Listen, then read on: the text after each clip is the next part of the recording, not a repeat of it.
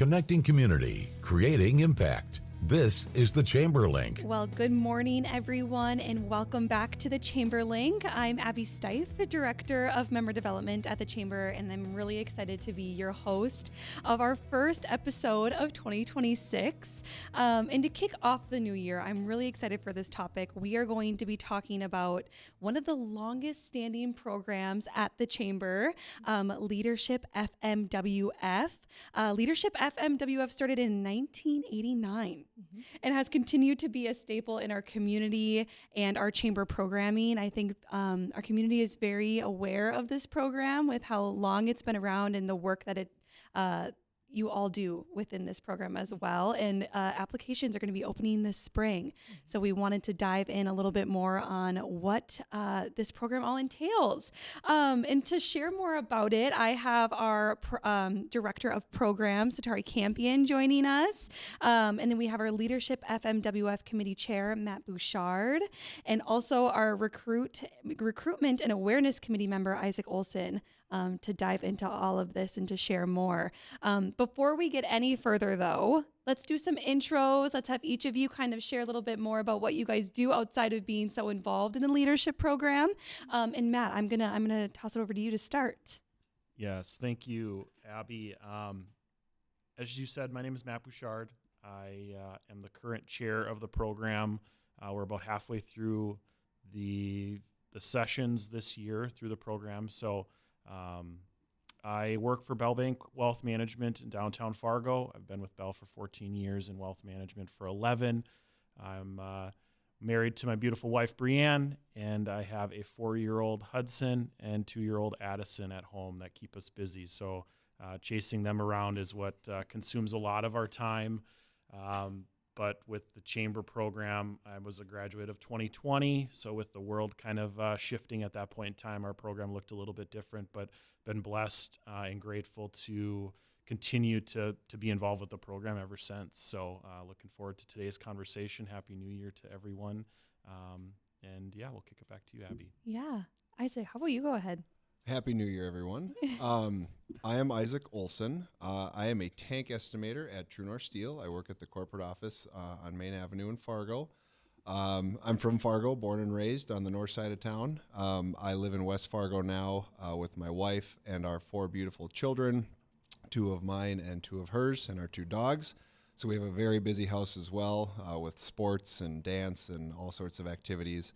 I am a graduate of the 2024 leadership class, and I do have to say that since coming out of leadership, it has pushed me out of my shell and my comfort zone as far as what a leader means to me, and being more willing to put my name in the hat.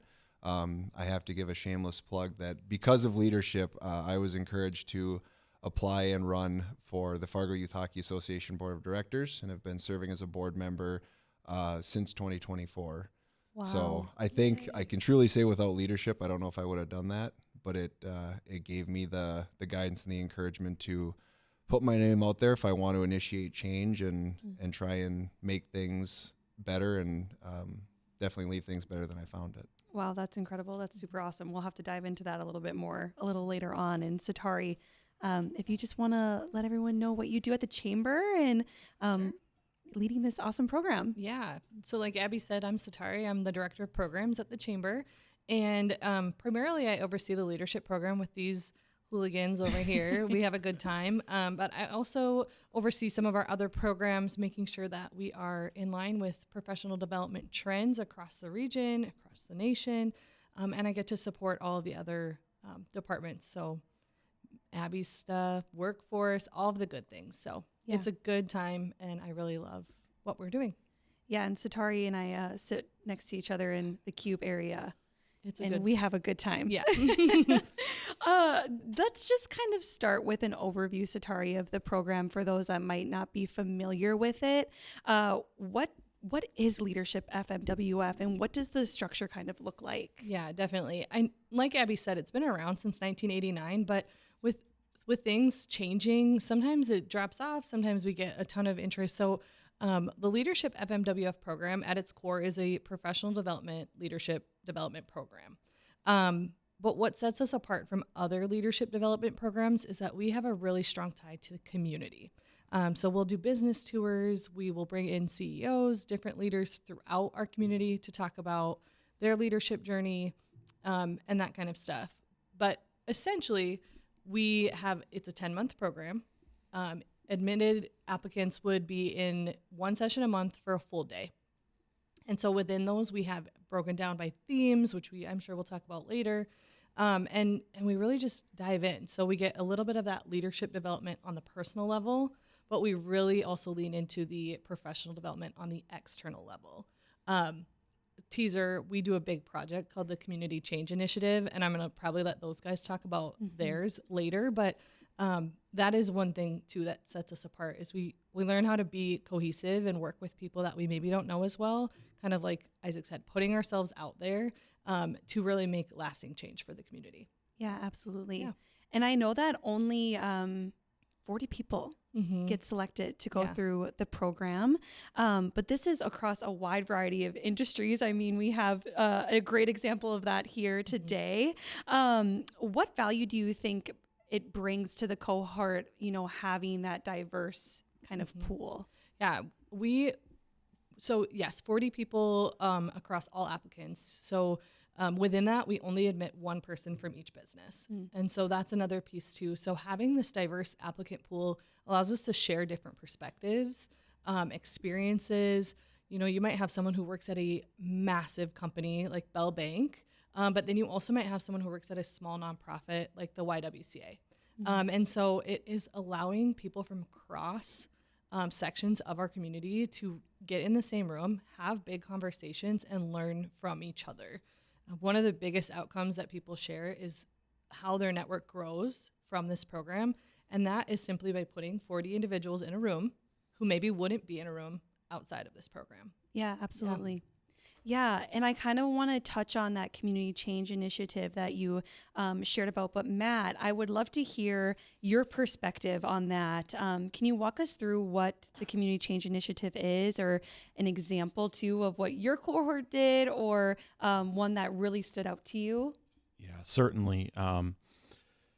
The project itself, it's tied to the longevity of the program. It's something that's been done for decades now, and something that we really hang our hat on. And what it does is it challenges the group. So all 40 individuals, the second or third session, they have to submit a proposal.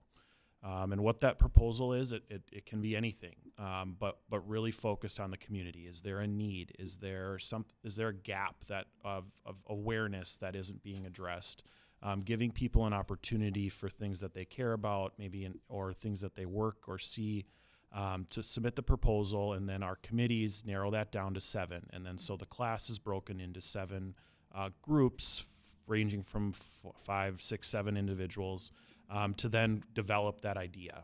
And I think one of the biggest takeaways, or one of the things that we see as committee members, and even just kind of living it during the class that I was in, is how that idea changes and morphs into something where it may not have even been what you thought, or that owner or that person that proposed it thought. So it's kind of fun to see it come to life. And then also fun to see, like, periodically throughout the course of the program, those periodic check-ins where they're presenting to their class on what they're working on, and how those other groups support that group's needs, or areas that they have weakness, or things that they're having challenges with.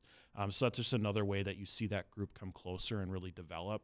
Kind of taking the easy way out, I'll discuss the community change initiative I was a part of. A gentleman in our group had an autistic elementary student or aged son, and noticed there was kind of a gap in programming that was available for him to participate in. With some of those challenges, loud noises, lots of people can cause some anxiety. And so what we did is we worked on putting together some programming, not only for the kids to come and have that space to be themselves, but also give the parents kind of that reprieve to kind of be with parents that are going through the same thing. And as I kind of alluded to in the intro, COVID, or the pandemic, happened in the spring of my classes session. And so we were able to host one of our sessions at a ninja gym here in town, and let the kids just be crazy and run around, and ordered pizza and things. And so it was a lot of success from that standpoint. And then we were hoping to do, like an arts and crafts type of a project. But really, those things were definitely changed with the way the world was. But something from my standpoint, it was, the perspective of, I didn't know a lot about autism or raising a child with autism. So I took the perspective of kind of when you kind of rank which group you want to be a part of, wanting to be open-minded and really push myself to put myself in that situation that you may not be most comfortable with, as Isaac mentioned, and really push myself to grow and learn and try to add value in ways that maybe I wasn't as aware or self-aware of myself. And so something that truly sticks with me today. It wasn't something that went on and continues to live today, but really you could still see that impact in that short period of time that we were able to do it. So very grateful for that. Yeah, I think this is probably one of my personal favorite things about the program is hearing all of the different community change initiatives that come from it. Isaac, Setareh, do you guys have one that stand out to you that you want to share that you remember? Or one that you were really grateful to be a part of? Well, I'll take a slightly different approach because we did come away with a learning experience. My CCI group, ours actually wasn't able to lift off. But for the project that we did, our project was public transportation in areas of the community that our current public transportation doesn't service. So specifically, we were looking in the industrial park of North Fargo and seeing where the pockets of our community where a lot of those employees live can't get to their jobs and how it's impacting even the job interview process, missing interviews because they just can't get to where they could potentially be employed. So we reached out and found a potential stakeholder, not locally. They do service part of the Twin Cities. Is an alternate bus company, essentially. And the two biggest obstacles that we had to overcome were funding and logistics. Who was going to sponsor it? Met with a couple different nonprofits, met with a division of the state of transportation to see if they would want to take it on, met with the Chamber Foundation. And it actually forced us, with our graduation in May, we had to stay together as a group through the summer because our projected launch date was going to be the fall. Wow. Giving consideration for company budgets, release date, putting a route online was going to take longer than what we had for the CCI timeline. So we worked through June, July, August. Our launch date was, I think, mid-October. We wanted to get it off the ground before Halloween. And we were going to service basically 19th Avenue North all the way up to the new Amazon building in North Fargo. So Amazon, Marvin Windows, there's a couple trucking companies that are up there. And we had a meeting in late September. We met with somebody from the Chamber Foundation and then somebody from the transport company. And they were very transparent with us. They said, we don't think that the funding is gonna pull for the commitment that we need. They also didn't want to go against the grain of the public transportation that the city of Fargo already offers, which we totally understood. We weren't trying to undercut them. We just wanted to look for alternative options given the current bus map of Fargo. So it was kind of a tough pill to swallow because we put a lot of time and effort and energy into this project. And for me, I've never been afraid to fail, but I felt terrible that our quote unquote failure was going to impact these people and that there were still going to be people that couldn't get to work or we're going to have to rely on cabs or Ubers and it's expensive. And this was going to be a no cost mode of transportation to the employees. And that was the reason for the funding, was basically picking up those fares to pick up employees and basically act as a shuttle service to the industrial park. Once we came to the realization and once we were given the factors as to why, we as a group said, do we take another stab at it? Do we go a different direction? And ultimately we just decided to sunset the project. Sure. That, this was we had already had to pivot once during CCI and completely change our plan. So this was our chips are in the middle. We're going to go for it. And unfortunately, it didn't work. But one of the things I learned throughout my year at Leadership was not all of the stories are success stories and rosy and, have this sweet ending. One of my most powerful business tours that we took had a somber ending. And I remember going to the owner and was like, I cannot tell you how much I appreciated how raw you were with us for that last 45 minutes. Because we were kind of used to, like, when you go see a business or you talk to a CEO and you say, like, yes, there were struggles and there were failures, but ultimately we had a successful outcome. Yeah. And the reality of, life and work life, it doesn't always shake out that way. So I took a lot away from being a part of a project that I was passionate about, I was very proud of, our group was proud of. And even though it didn't work, we know we made the effort, we made good connections. And if there was ever anybody that wanted to pick that up as a passion project, we've got groundwork for them to basically just pick it up and go. Yeah, that's awesome that you've kind of laid the template. So if it ever does come to fruition, we know where to go. That's and right. You sharing that story, it reminded me of, I don't know if you guys have seen that photo of, like, people think that leadership is so linear or just like upward momentum, but it's actually where all the cursives and swirls and circles are. There's definitely going to be low points of it, but to be able to still see the positive and take that away is super impactful. And I think that's the purpose of this program for sure. Yeah, that's exactly it, Abby. It is not to just set people up for this really pretty, awesome upward climb to perfect success. It's to teach participants, and really not even teach, reinforce participants that, like, life will still happen. But throughout the program, we're doing different workshops to maybe, like, crucial conversations, like having these meetings with different individuals and not always getting the answer we want. And it really does show that we do these 7 projects every cohort, but some work the way we think they're going to work and some don't. And just even like Matt said, they didn't anticipate a pandemic. And so they got to do one of their events and then had to learn, what does life look like? So yeah, absolutely. Kind of one more question just about the structure of the program before we start diving into kind of some of more of your personal journeys as to why you guys wanted to be a part of Leadership.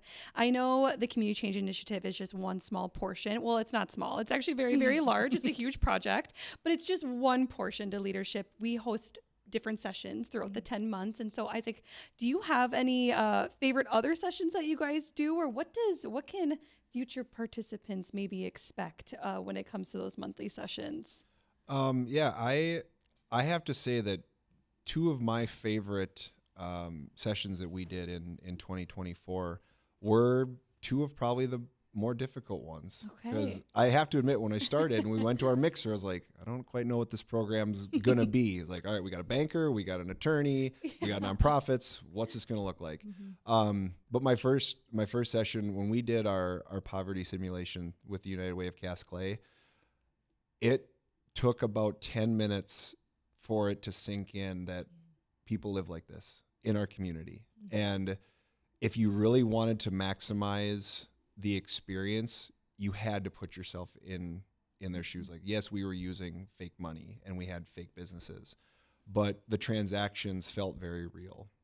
I portrayed a kid in my little 4-person family, and I think I went 2 days I didn't get to eat, and we didn't have a car to get to school, so I had to take the bus. And my fake dad, who's great with money, he was basically robbing Peter to pay Paul to get us through. And to be brutally honest, it kind of was a flash of childhood. I have a lower middle class family, and I'm very privileged. I love how I grew up. I wouldn't have changed a thing. But there were times in that simulation where I thought, wow, as an adult now with kids of my own, I could not wrap my head around telling them, or even trying to do it behind the scenes without them knowing, like, hey, I can't go to the grocery store and spend $200 on food for 4 kids. I got $30. How can we make that work? So it was a big gut punch. And I think when the simulation was over, we had this lingering quietness in the room because everybody had kind of soaked it in, because we all came from different backgrounds and it hit everybody differently. That was number one. And number two, State of the Cities through the Chamber was just an eye-opening experience. Being a lifelong resident of Fargo and now living in West Fargo, I thought, Fargo's this cool little bubble, and Mayor Mahoney's at the front of it.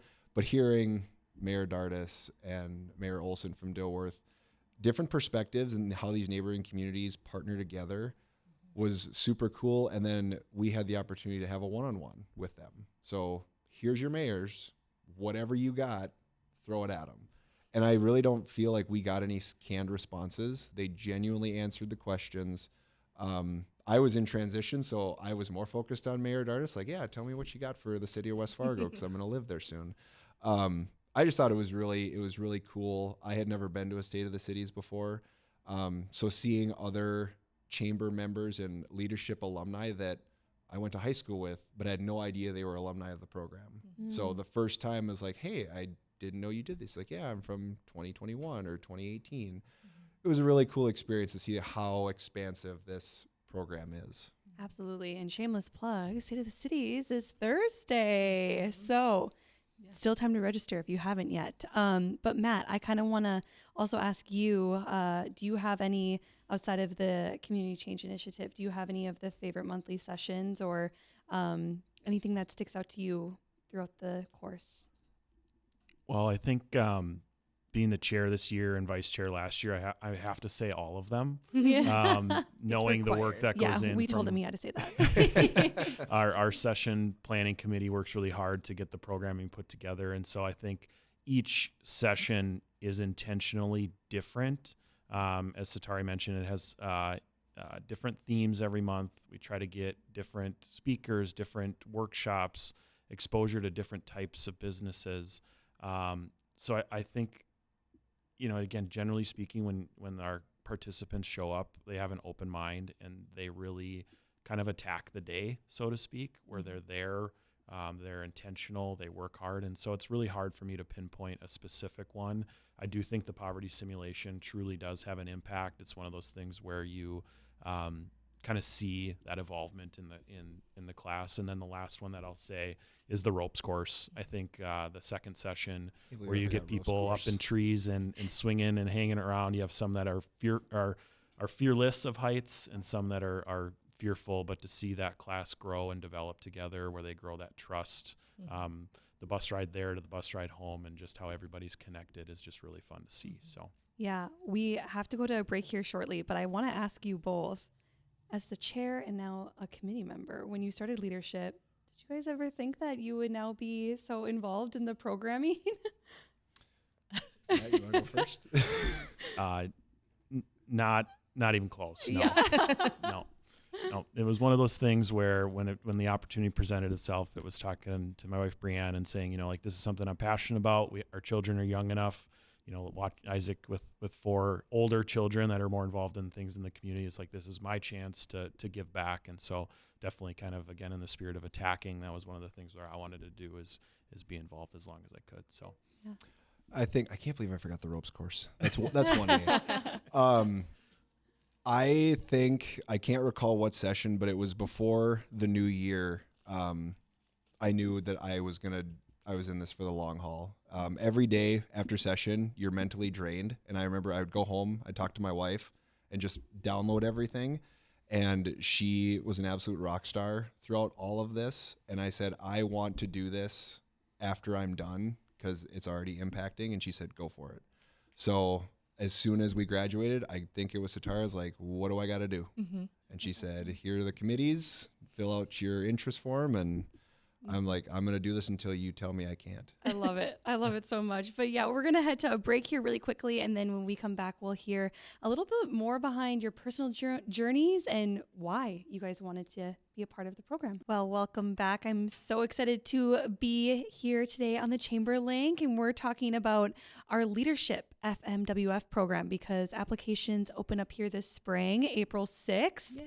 So we're gearing up, and we wanted to share a little bit more about what the program is, what it means to the community, and then, of course, what it means to those that are able to go through it as well. And I kind of want to talk about your guys' personal journeys and why you took the leap to be a part of the program. And so, Matt, I'm going to start with you. If you can think back to what maybe first motivated you to apply for the program, what was that? What was kind of your why behind it? It's a pretty common theme, I think, now being on the other side of it and interviewing applicants. But I think it was, just trying to find ways to get involved, meet new people, develop my leadership skills. We're really at the crux of it. I think when it came to applying, a former manager of mine was a big advocate, and then working at Bell, being a big supporter of the chamber. There's a number of peers and colleagues of mine that have gone through the program. So kind of bouncing the idea off of them and getting kind of the go ahead from the organization and the support from the company to apply and then get accepted. So really just trying to develop myself, find ways to be involved in the community, knowing we kind of got through that point where with working at Bell, I was going to put my roots down here. And so just trying to make my impact. So. Yeah. What about you, Isaac? Mine, if I think back to late teen years and through college and being from here and having roots here and knowing that this is where I was going to spend my life, a big thing for me was similar to Matt was now that I'm at that age where I've been in this community, I've seen how it's changed, I want to help change it. I didn't really know how to or what that was going to look like. So when I had gotten an automated email from the chamber and I saw this link for leadership pop up, I was like, hadn't heard of it. Just clicked into it, reached out to a few people. I had a former coworker who was a graduate from the program, said, "Can you tell me about this?" And she went into advocate mode. And then it just kind of went up the chain at True North that we had an employee that was interested in applying, and immediately got the support from the company. Applied the interview process, which as well as Matt being on the interview committee now, being on the other side of that table, it's a little daunting. Mm-hmm. Thinking like, it's like a job interview. Is it, what's it going to look like? But not changing who you are. Give open, honest responses. So when I was fortunate enough to be admitted to the class, I thought, okay, what do I have to do to prepare for this? And I got a note prior to the first session, and it was from my boss, and she's based out in Montana. So she was contacted by leadership saying that I was accepted. I didn't know that. So when I got the note from her saying, good luck, you're going to do great, it was really like okay, let's do this. And when we go to session, let's be all in and, throw yourself into it. Don't just be a window watcher, like immerse yourself into it.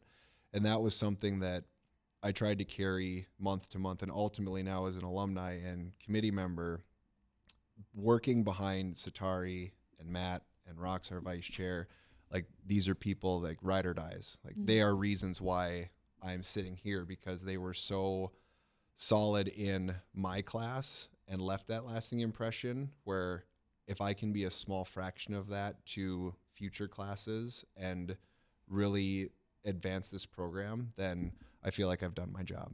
Yeah, I love that.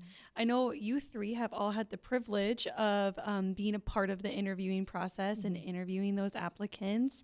But do you hear a lot of that from even when you are within the class too, that either someone from their organization encouraged them to apply, or they had a team member that went through it and encouraged them to go through it? Is that kind of a trend that you see during the interview process? Yes. Yeah.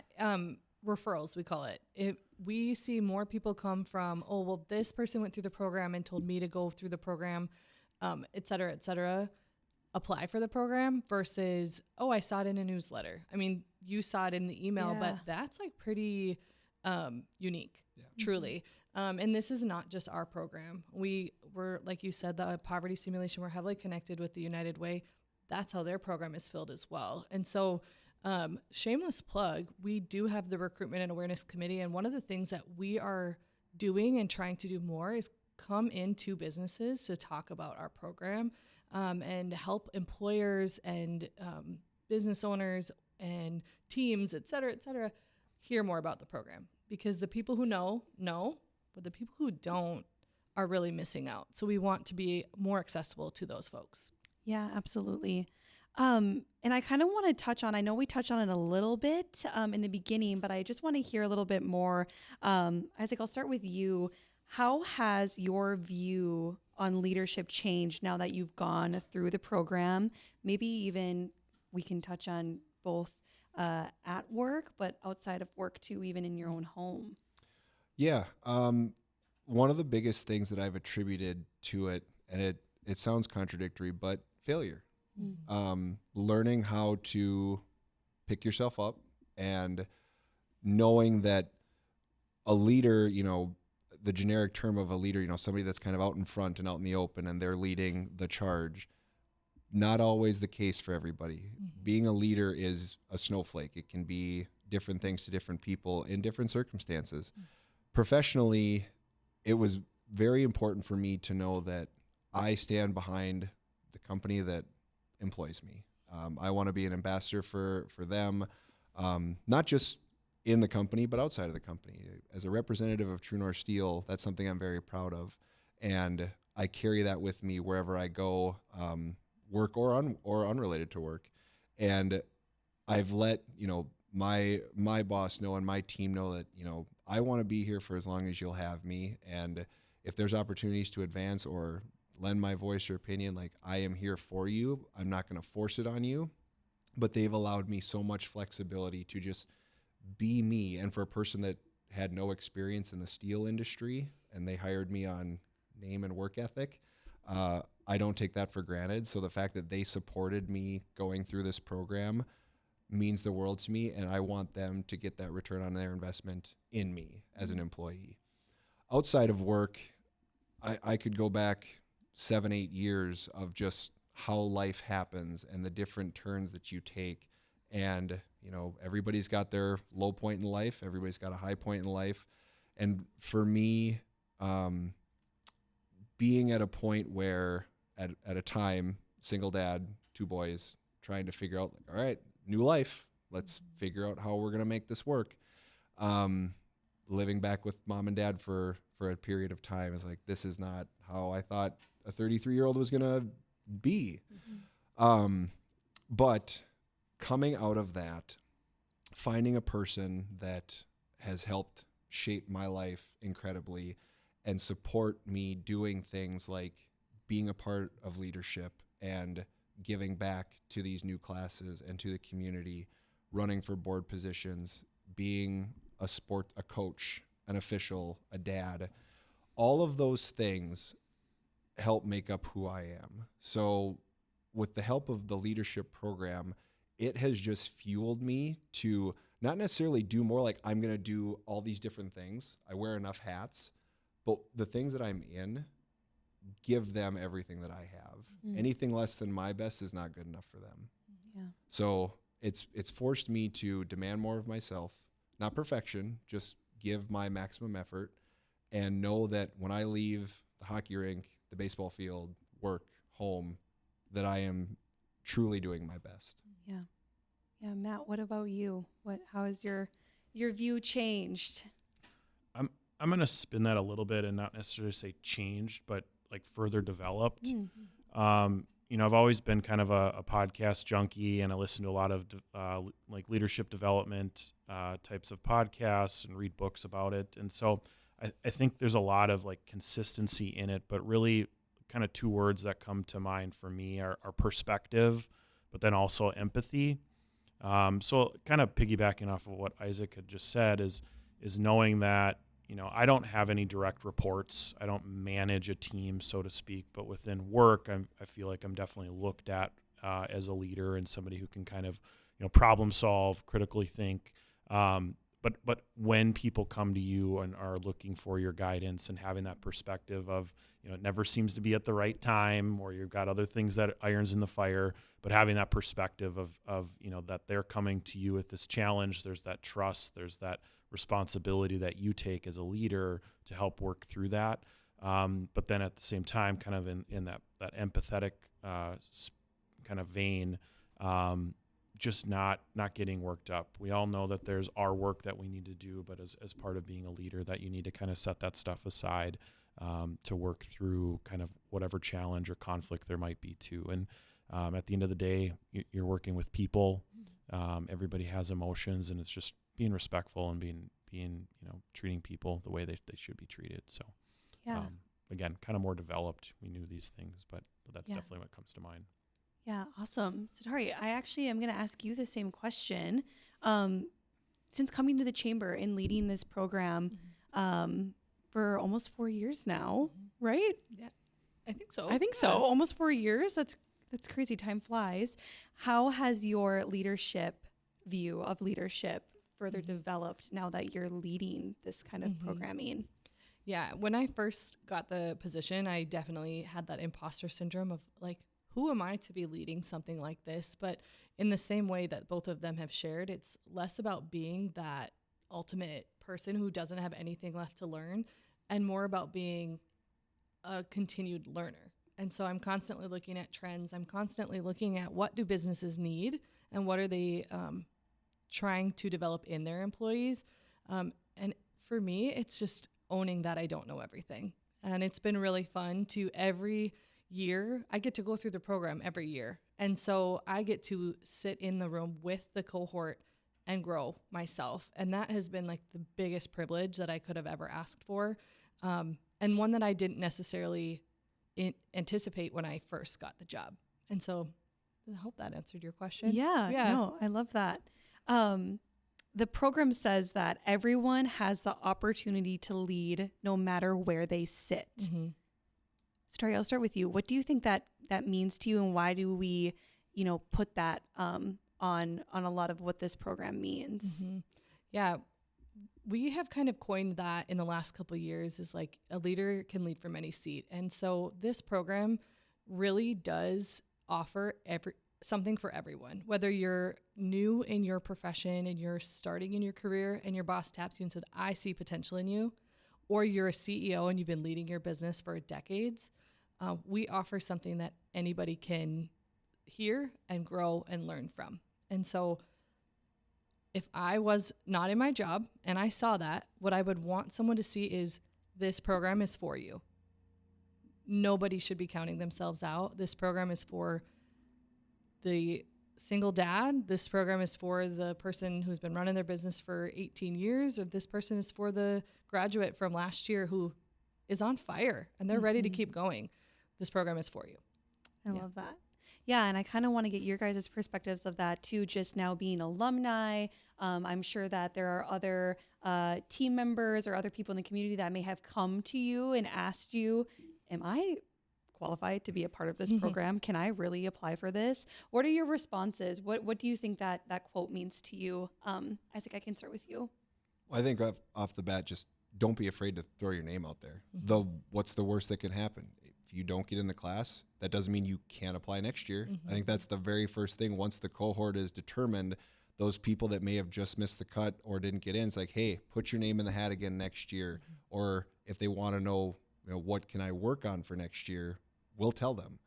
I love what Setareh said about a leader can lead from any seat.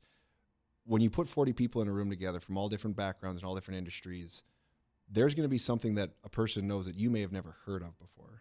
And it's, something that I may not have sought you out in public or been able to have a conversation with you. But once you go through the sessions in the class and you're alumni and you see somebody out at the grocery store, at the gym, you talk to them. And I don't care if you're an entry level, if you just changed career, or if you're that CEO, we're equals. And that is something that I think I would encourage anybody that's listening or that's kind of on the fence about it, is that you will meet somebody that you never thought you would meet before, and that you will get to share an experience that is truly unlike anything you'll you'll experience. Yeah. And really just to reemphasize, it's not title.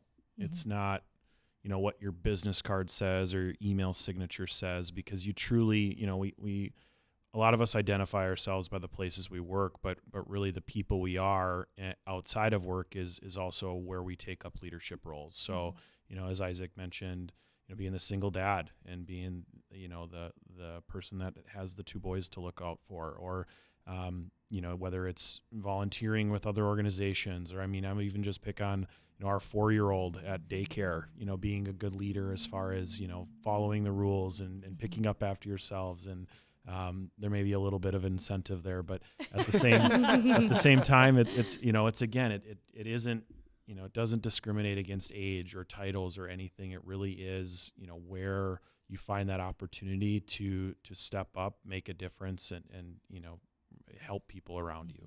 Yeah, absolutely.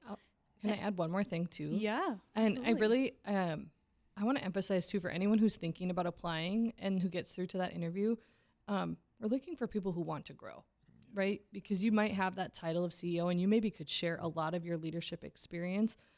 But what we're looking to hear is, I also want to learn this. I can share this, but I'm going to learn this. And so there's my pro tip for anyone who's going to apply. I love that. Real quickly, I know we're coming to the end of the show already. Seriously, time flies. The alumni programming that we have is so incredible. It's not just your 10 months and then you're done forever. We even have Isaac sporting his pin. Matt will just look the other way for that one. Sorry, Alex.